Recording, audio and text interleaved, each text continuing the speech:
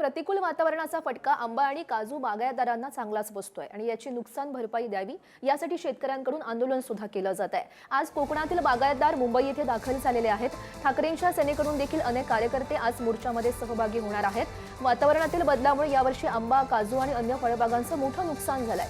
सरकारने मदत जाहीर करण्याचं आश्वासन देऊन सुद्धा बागायतदारांपर्यंत मदत काही पोहोचली नाही आणि याच प्रश्नाकडे सरकारचं लक्ष वेधण्यासाठी हा मोर्चा आयोजित करण्यात आलाय।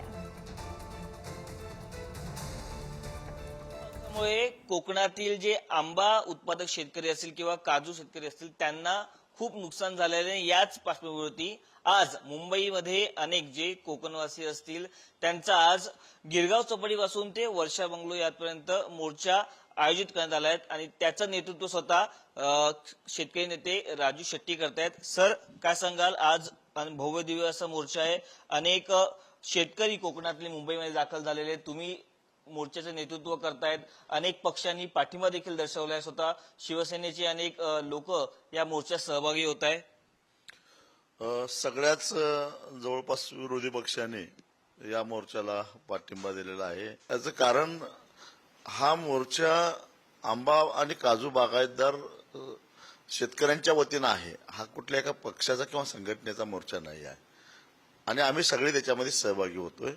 याचं कारण यावर्षी कोकणातल्या शेतकऱ्यांच्यावर असं मोठं संकट आलेलं आहे की आंब्याचं आणि काजूचं उत्पादन पूर्ण घटलेलं आहे, म्हणजे 10-20% सुद्धा उत्पादन हाताला लागत नाही अशी परिस्थिती आहे। एका आंब्याच्या झाडापाठीमागे जवळपास 4,500 ते 5,000 रुपये वर्षाला शेतकरी खर्च करतो आणि त्याला जर का 10%च उत्पादन मिळत असेल तर मग तो खर्च काढायचा कसा?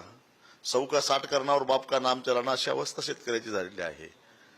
आणि मग या पार्श्वभूमीवर सरकारनं, केंद्र सरकारचा आपत्ती निवारण कोष आहे, राज्य सरकारचा आपत्ती निवारण कोष आहे, ही नैसर्गिक आपत्ती आहे ना, आणि त्यातून पैसे काढा आणि आंबा उत्पादकाला हेक्टरी 5 लाख रुपये म्हणजे एका झाडाला 5,000 रुपये आणि काजू उत्पादकाला हेक्टरी 3 लाख रुपये ही अशी मागणी घेऊन गेल्या 2.5 महिन्यापासून आम्ही आंदोलन करतोय। कॅमेरा पर्सन कवितासह मी पद्मेश पवार, पुढारी न्यूज, मुंबई।